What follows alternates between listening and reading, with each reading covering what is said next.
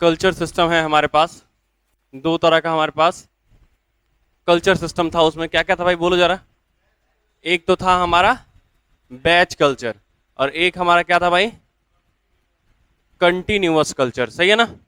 एक हमारे पास batch culture culture और एक हमारे पास कंटिन्यूअस कल्चर। नहीं ना, बैच कल्चर और कंटिन्यूअस कल्चर की बात बता दिया था क्या भाई, बैच कल्चर में कैसे होता है, कंटिन्यूअस कल्चर समझना। अच्छा, बैच कल्चर में क्या करना है, मेरे को कंटेनर, पूरे कंटेनर को खाली करना है ना एक बार में भाई। अरे बोलो, मेरे को बैच कल्चर में क्या पूरे कंटेनर को एक साथ खाली करना है क्या? अगर मेरे को पूरे कंटेनर को एक साथ खाली करना है तो बताओ, हम लोग सॉलिड मीडियम रखे चाहे लिक्विड मीडियम रखे, क्या फर्क पड़ता है? अरे बोलो, हम लोग सॉलिड मीडियम रखे चाहे लिक्विड मीडियम रखे, क्या फर्क पड़ता है? मेरे को तो पूरा कंटेनर ही खाली करना है।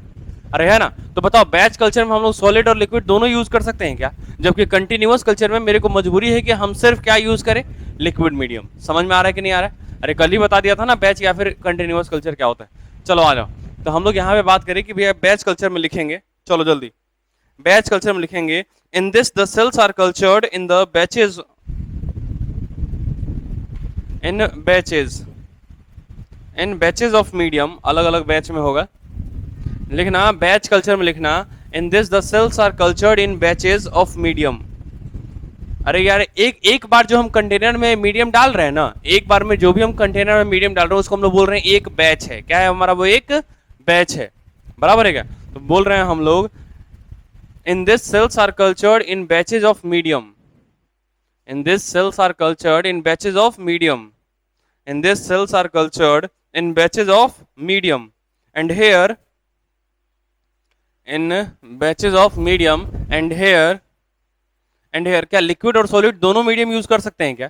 पूरा कंटेनर में वो खाली करना है तो सॉलिड यूज करो चाहे लिक्विड यूज करो, कोई फर्क नहीं पड़ता है। एंड हेयर बोथ सॉलिड और liquid medium can be used, and here both solid and liquid medium can be used, and here both solid and liquid medium can be used. चलो, ये वाला पॉइंट खत्म हो गया तुम्हारा, ये खत्म कर दो। देखेंगे जरा भाई मेरे, ये हो गया, इसको खत्म करो। अब हम लोग किसकी बात करेंगे, कंटिन्यूअस कल्चर की। किसकी बात करेंगे हम लोग भैया, कंटिन्यूअस कल्चर। तो कंटिन्यूअस कल्चर में हम लोग लिखेंगे, in this a continuous system is developed, in this a continuous system is developed, in this a continuous system is developed, in this a continuous system is developed, in this a continuous system is developed in which fresh medium is added from one side। अरे यही हो रहा था कि हम एक तरफ से मीडियम मिला रहे थे दूसरी तरफ से निकाल रहे थे। अरे हम एक तरफ से मीडियम मिला रहे थे और दूसरी तरफ से क्या कर रहे थे, हम उसको निकाल रहे थे। नहीं, इनलेट भी था और आउटलेट भी था कि नहीं था? नीचे साइड में आउटलेट था, ऊपर साइड में इनलेट था, ऊपर से मिलाने के लिए और नीचे से निकालने के लिए। अरे समझ में आई बात नहीं आई? तो हम लोग क्या बोल रहे हैं, in this a continuous system is developed in which fresh medium is added from one side and used medium is taken out from the other, in which the fresh medium is added from one side, in which the fresh medium is added from one side, is added from one side and used medium is taken out, and used medium is taken out, and used medium is taken out from other side, from other side,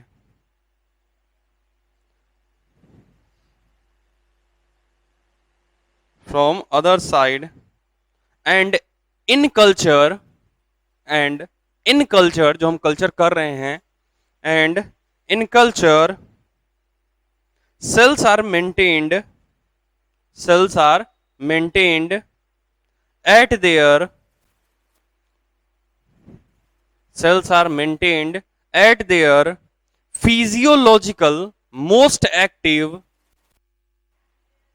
at their physiological, हमारे में जो भी activity चल रहा है वो हमारा physiological activity होता है ना भैया। हम लोग क्या बोल रहे हैं, फिजियोलॉजिकल एक्टिव। अच्छा देखना, जो एक्टिव फेज होता है ना हमारे में, देखना जरा, हमारा जो लाइफ का जो ग्राफ बनता है ना भाई, देखना वो इस तरह का बनता है। ये स्टार्ट होता है यहाँ से और फिर ये जाता है और फिर ये कांस्टेंट हो जाता है। बराबर है क्या? मतलब हमारी ग्रोथ धीरे धीरे होती है, फिर एकदम एक्सपेंड होता है जबरदस्त तरीके से, और फिर स्लो डाउन होकर एक वक्त आता है जब हमारा हाइट क्या होता है, कांस्टेंट हो जाता है। हमारी ग्रोथ कांस्टेंट हो जाती है या नहीं हो जाती। तो ऐसे ही हमारे किसके साथ हो रहा होगा, बैक्टीरिया के साथ।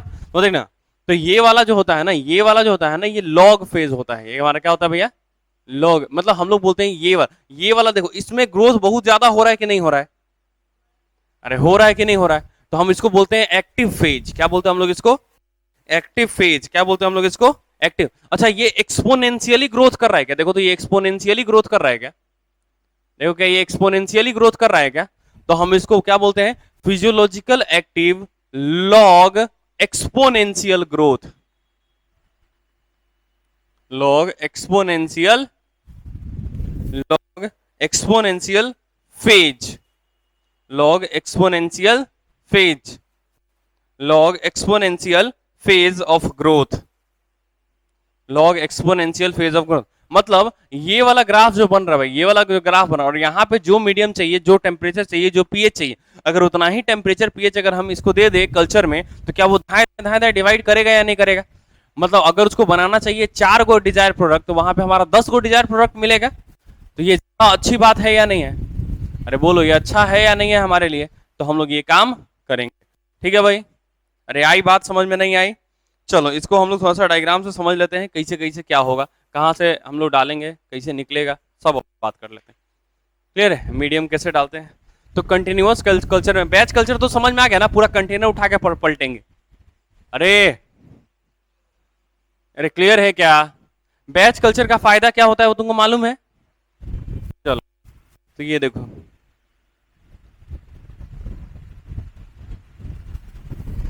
ये हमारा क्या इनलेट है कि आउटलेट है, ये हमारा आउटलेट है। और यहां से क्या निकलेगा, यूज्ड मीडियम की फ्रेश मीडियम। और यूज्ड मीडियम में मेरे को क्या मिलेगा, क्या मेरा डिजायर प्रोडक्ट मिलेगा क्या, यूज्ड मीडियम है, और इसमें मेरे को क्या मिलेगा भैया, मेरा डिजायर्ड प्रोडक्ट, हम जिसको बनाना चाह रहे थे तब से, वो मेरे को मिलेगा या नहीं मिलेगा भाई। अरे डिजायर्ड प्रोडक्ट मिलेगा या नहीं मिलेगा। अच्छा देखो, यहां से हम इसमें डाल रहे हैं, मतलब ये इनलेट है, अरे बोलो ना, मतलब यहां से हम फ्रेश मीडियम को डालेंगे, अरे बोलो भाई। अच्छा बताओ, अगर ये तो कंफर्म हो गया ना कि भैया इसको लिक्विड नेचर का ही होना पड़ेगा, तो इसको स्टीयरिंग की जरूरत है या नहीं है। अरे बताओ तुम इसको स्टीयर करोगे या नहीं करोगे। तो यहाँ पे इसको तुम ऐसा डालोगे और इसको तुम स्टीयर कर रहे होगे इस तरह से, अरे बराबर। और यहाँ पे सेल जो है उसका कल्चर्ड हो रहा होगा अपने आप, अरे बोलो, अरे बोलो भाई, यहां तक समझ में आई नहीं आई। तो ये हमारी ये डायग्राम बना लो जल्दी से, इसमें पूरा मीडियम दिखा देना।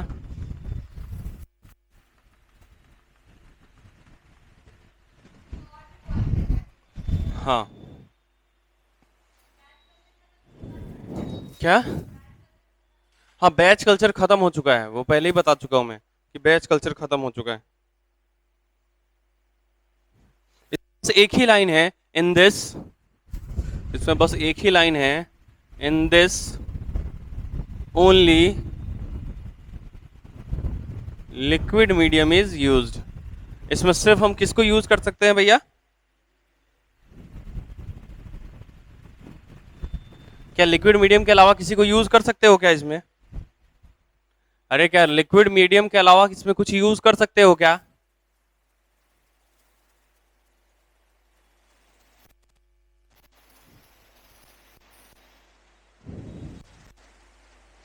जो हमारे बायो रिएक्टर्स होने चाहिए वो कैसा होना चाहिए, घूमने वाला होना चाहिए, स्टीयरिंग टाइप होना चाहिए ना भाई। अरे तो एनसीईआरटी में हमारा बायो रिएक्टर कितने तरह का दिया है भाई। अरे हमारा बायो रिएक्टर दिया है 2 तरह का, कौन कौन सा, एक तो simple stirred tank type bio reactor, और एक है हमारा sparged stirred tank type bio reactor, है ना भाई, 2।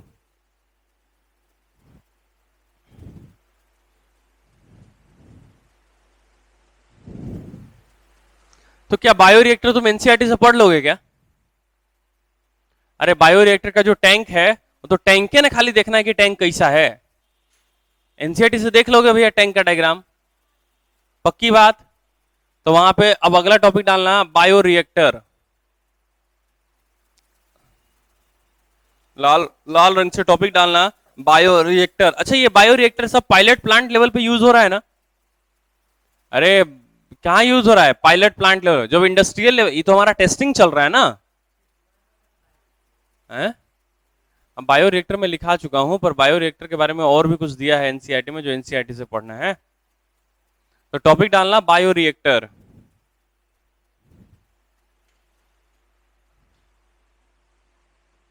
बायो रिएक्टर लिख दिया क्या टॉपिक?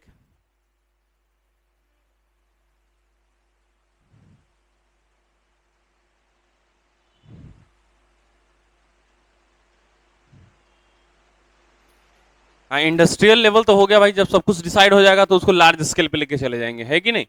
यही ना है।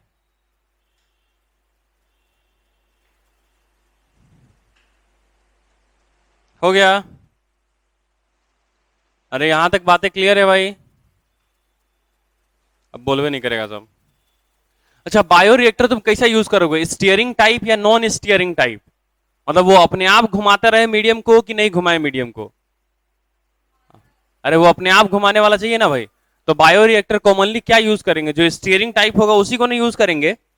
तो यहां पे लिख देना बायो रिएक्टर और उसमें लिखना commonly stirring type of bioreactor are used.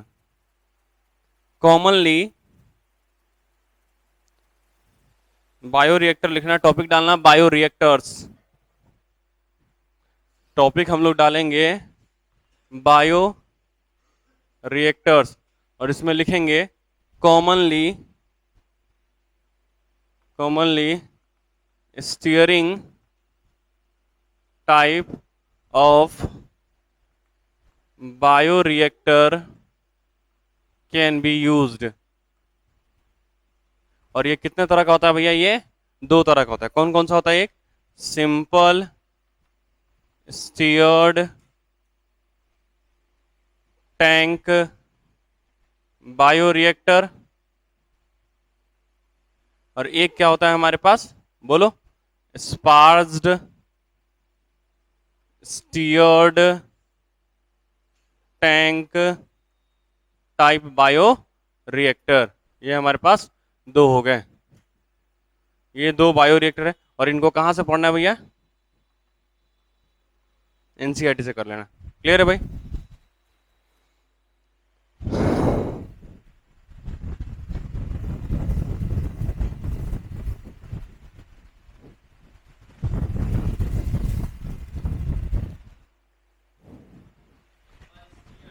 Simple steered, हाँ मतलब सिंपल घुमाने वाला, सिर्फ घुमाएगा।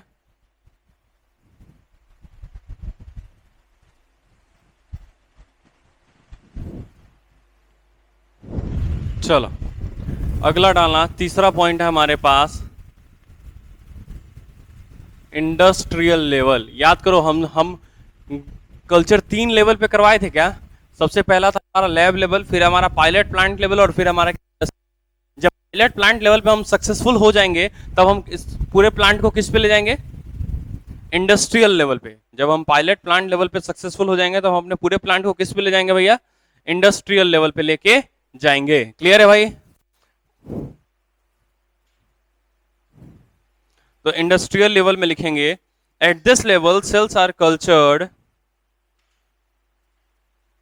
इंडस्ट्रियल लेवल में लिखेंगे अपन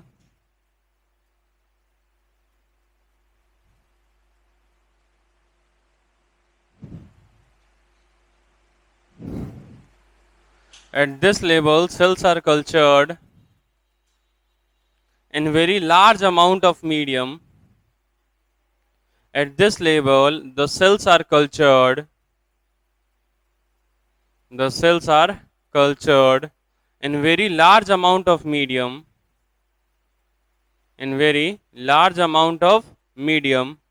taken in very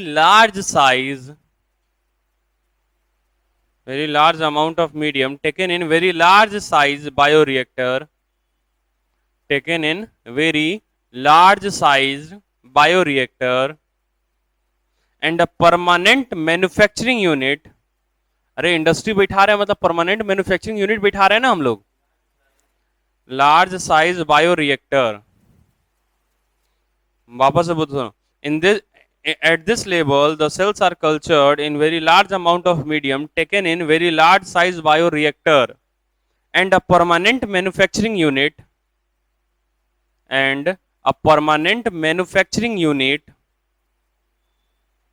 is established, ESTABLISED, established मतलब हम एक परमानेंट मैन्युफैक्चरिंग यूनिट बना देंगे। Established, ESTABLISHED,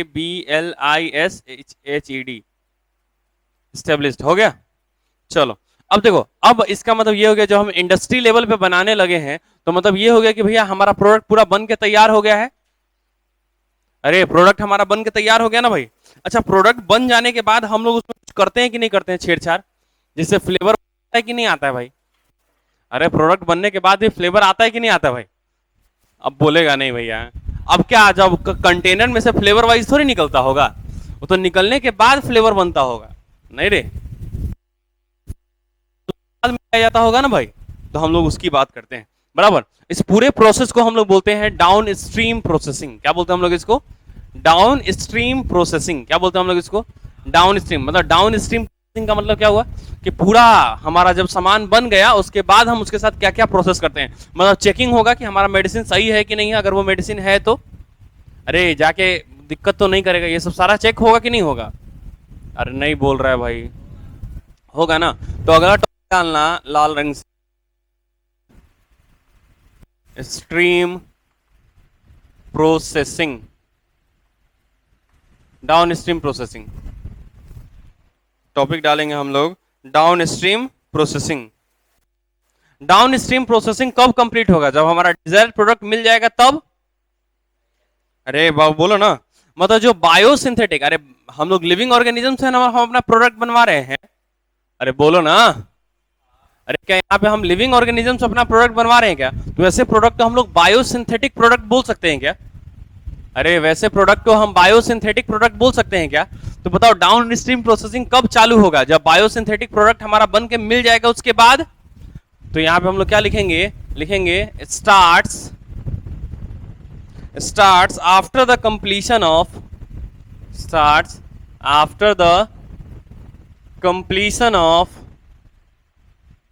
biosynthetic phase. जो हमारा बायोसिंथेटिक फेज था वो जब हमारा कंप्लीट हो जाएगा उसके बाद हम क्या स्टार्ट करेंगे? Down stream processing. अगला पॉइंट लिखेंगे इसमें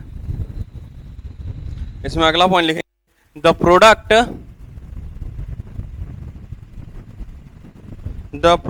in bioreactor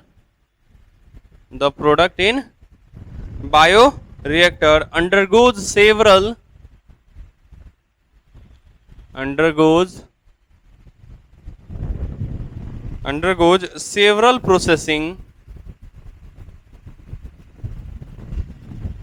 and finally it is converted into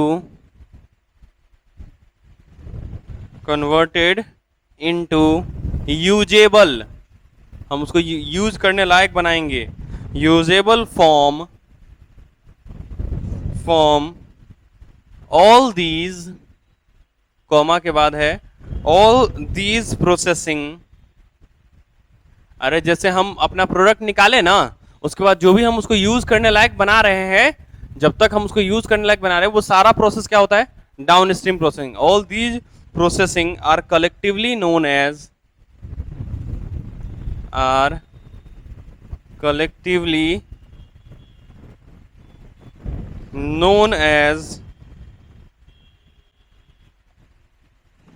downstream processing।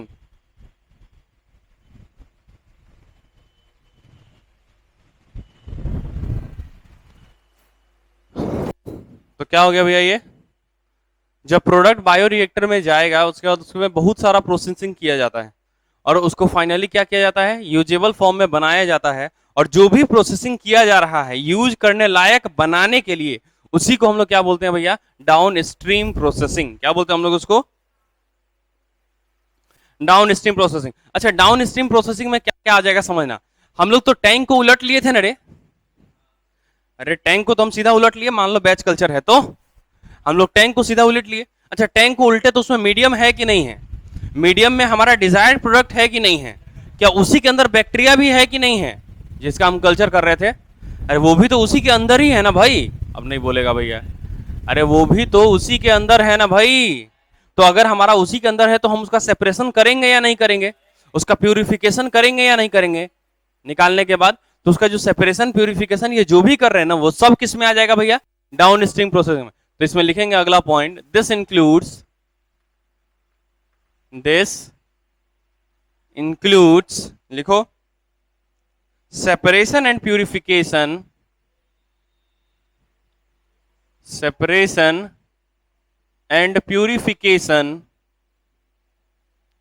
of product, separation and purification of product,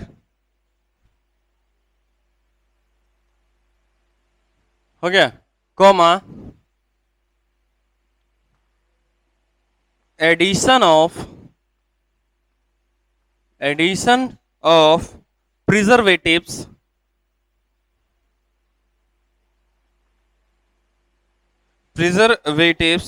comma coloring and flavoring agents। समझना मैं क्या बोल रहा हूं। मैंने बोला भैया इसमें हम सबसे पहले क्या करेंगे, सेपरेट करेंगे, उसको प्यूरिफाई करेंगे। प्यूरिफाई करने के बाद हम उसको चाहते हैं कि नहीं कि ज्यादा दिन तक वो प्रिजर्व रहे। अरे हम उसको उतना मेहनत से बनाए तो हम चाहेंगे कि 10 दिन में खराब हो जाए, या हम चाहेंगे कि लंबे समय तक चले, मतलब वो प्रिजर्व रहे। मतलब हम उसमें प्रिजर्वेटिव मिलाएंगे, उसका कुछ पर्टिकुलर कलर देता है कि नहीं देता है। अरे देखता है ना भैया, डोलो का कलर व्हाइट होता है, जबकि दूसरे मेडिसिन का कलर तुम देखो तो ग्रीन भी आता है, येलो भी आता है, सब कलर का आता है ना भाई। अरे आता नहीं आता भाई, तो इसका मतलब उसमें कलरिंग एजेंट मिलाता होगा, अरे कलर करता होगा उसको। और साथ ही वो अलग अलग फ्लेवर में भी आता है। तो अगर अलग अलग फ्लेवर में, जैसे कि देखो ना भैया, जैसे कि तो तुम जानवे करता है, जैसे कि ये है ग्लूकोज, तुम देखो ना भैया, नींबू पानी वाला फ्लेवर है, उसके बाद ऑरेंज वाला फ्लेवर है कि नहीं। तो फ्लेवर मिलाएगा तब है ना फ्लेवर आएगा। तो फ्लेवरिंग एजेंट भी मिलाता है। तुम काहे मुस्कुरा रहे रे, फ्लेवर का मतलब वही नहीं होता है। खूब मुस्कुरा रहा है ना, फ्लेवर का मतलब क्या समझ रहा है। आज तक ये देखा नहीं होगा, लेकिन फ्लेवर का सुनो ना, वही ग्लूकोज समझा रहे थे, ठीक है।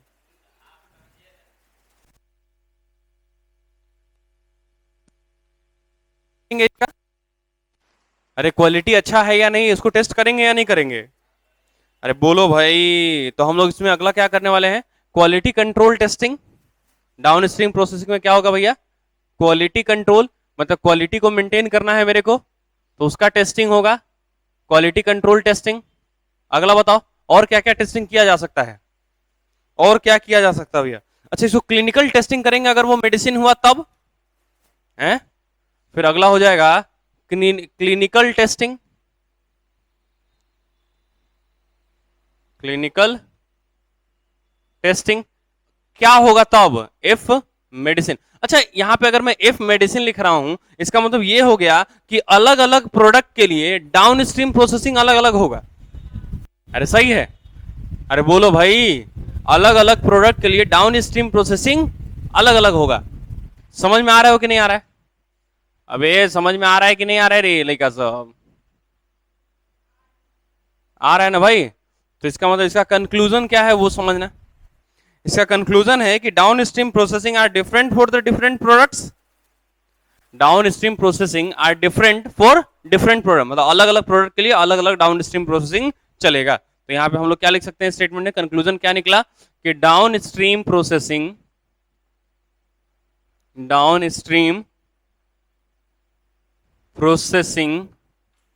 Are different for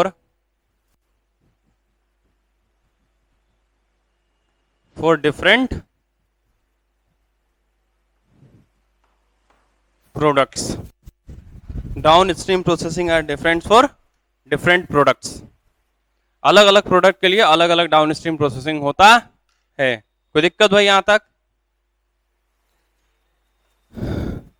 downstream processing are different for different products, downstream processing are different for different products. ये तुम्हारा खत्म हो गया चैप्टर।